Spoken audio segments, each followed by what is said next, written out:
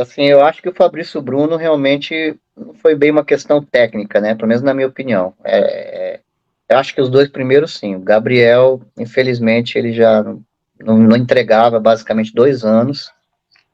Teve aí digamos assim, esse momento assim, diferenciado que foi, para variar, numa final, né, contra o Atlético Mineiro, que ele realmente fez 2 gols e chegou a mexer com um pouco os torcedores rubro-negros. Pô, será que ele vai voltar e tal? Mas, de fato, tanto que no segundo jogo já não foi a mesma coisa, né? E ele sai no meio do primeiro, entre os intervalos da partida, né?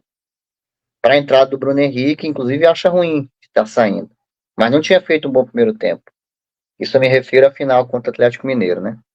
Então, assim, tal qual a nossa amiga Nayara falou, não é isso? O Isso. Flamengo, o Gabigol não entregava. A gente é grato, foi muito bom, sabe? Vivemos alguns anos muito bons, assim, com o desempenho dele, né? Mas já não estava mais compensando. Fora o comportamento dele extracampo, né? Porque ele poderia estar numa fase tecnicamente ruim, não está entregando tanto, mas ter uma dedicação um pouco mais profissional, né? Digamos assim. Coisa que ele não tinha. Justamente porque ele estava encostado nessa questão de ser um ídolo, né?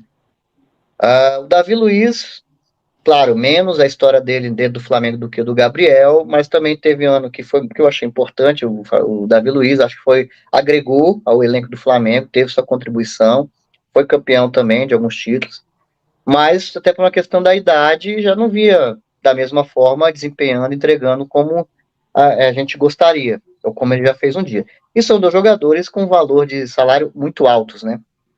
Isso também é importante a gente comentar. E aí, por fim, só que realmente eu também já estava achando que, para mim, tinha que encerrar o ciclo do Davi Luiz no Flamengo, tal qual o Gabriel. Agora, o Fabrício Bruno, para mim, realmente, inicialmente, foi uma surpresa. Para mim, ele tinha que ter saído quando teve a proposta da Premier League. Ali era o momento, ele estava no ápice, indo para a seleção, jogando bem, ia fazer falta para a gente, ia. Mas era uma proposta muito interessante, ele deveria ter saído. Fez essa bobagem de não querer ir. Bobagem não, né? Deve ter os motivos pessoais mais do que profissionais dele. E acabou saindo pro Cruzeiro, puxa vida, acho que nem a metade do valor, né?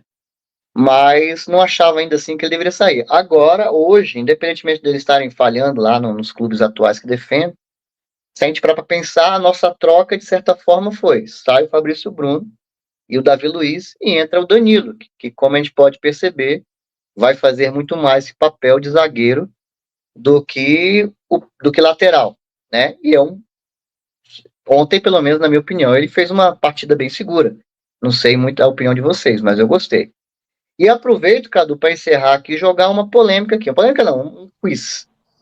Há quem diga, já vi alguns analistas falando, que em breve, talvez em pouco tempo, a zaga do Flamengo será Léo Ortiz e Danilo. Vocês concordam?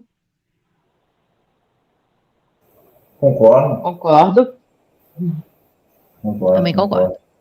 O Alcaraz é um exemplo disso. Ele veio com a expectativa lá em cima pelo valor que foi pago e não valeu. Mas se pagasse um valor como se fosse uma aposta, igual o Juninho, aí seria uma boa. Eu acho também. Acho que quando você contrata um jogador no Brasil de 25 milhões de euros, ele é o cara absolutamente titular e é o melhor jogador do Brasil, como foi o Luiz Henrique, que foi mais barato que o Alcaraz. O Luiz Henrique chegou e tomou conta do Botafogo, entrou e é isso. Ele é o melhor jogador do Brasil, o rei da América e tudo que tinha direito. Mas eu posso fazer uma pergunta para vocês? Quanto foi que o Zente pediu pelo tal do... Meu nome dele? Claudinho. Claudinho. 25. O problema foi que... voltamos àquele ponto. A forma como o senhor Marcos Braz e companhia atuavam, elas não têm lógica, não têm planejamento, não têm profissionalismo, não é nada disso. Então, quer dizer, porque já tinha perdido Claudinho, em tese, assim, né? Perdido em tese. Já tinha perdido vários desses volantes que estavam sempre circulando no noticiário do Flamengo, já tinha perdido o próprio Luiz Henrique para o Botafogo, por conta do tipo de negociação. O Flamengo era assim, o Flamengo queria o cara, eu não tô querendo vender o cara. O Flamengo vai lá e fala, eu quero comprar esse jogador. Aí o cara fala, não quero vender, mas é 15. Aí o Flamengo, te dou 6. Sabe? Eram umas coisas meio assim. Eu tô exagerando, claro, mas era mais ou menos assim. Acho que o cara falou, pô, 6 tá de brincadeira, né? Não. Aí o Flamengo, não, vamos aumentar a proposta. Aí vem na semana, o Flamengo aumenta a proposta. Aí dou 6, vou dar agora 8,5. Aí os caras, não, porra, eu tô pedindo 15. Por que você tá falando de 8,5? Entendeu? Aí ficava isso se arrastando 3 semanas e tal. Aí o Flamengo faz a proposta final. O cara vai lá e 11. O cara, meu amigo, eu pedi 15. Do que você tá falando? Entendeu? Ah, se o Flamengo oferecesse 13, começa uma negociação aí. Só que o Flamengo começa lá 50% a menos. Aí os clubes, tinha clube que ficava pé da vida com isso. Ah, meu irmão, tanto quer me oferecer 11, então agora eu quero 20. Que era mais ou menos o que o Zenit fez. Não tô dizendo que o Zenit é bonzinho certo, não, que é um clube difícil de negociar. Aí o que aconteceu? Na questão do Luiz Henrique, o Textor foi lá e comprou. Quanto é? Tanto, tá aqui. Pronto, comprou. Qual a dificuldade? É só uma questão, às vezes, de é o que você quer. Só que não tinha essa avaliação. É o que a gente precisa, é o que a gente quer, é o que vai resolver pra gente. Vamos trazer. Temos o dinheiro? Temos. Pega e compra.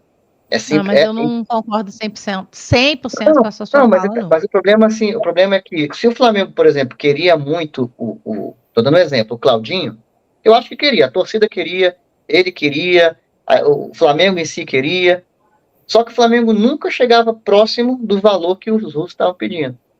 Entendeu? Porque para a realidade era absurdo. Eu sei, Rayara, mas aí o que acontece? O que o Marcos Braz, na forma de atuar, fez? Foi lá e pagou essa grana no Alcaraz.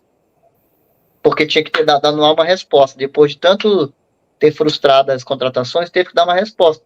Aí o que acontece? Sem planejamento, faz uma loucura qualquer para poder dar a resposta, para poder acalmar os ânimos, para ficar bem com a torcida de novo, etc e tal.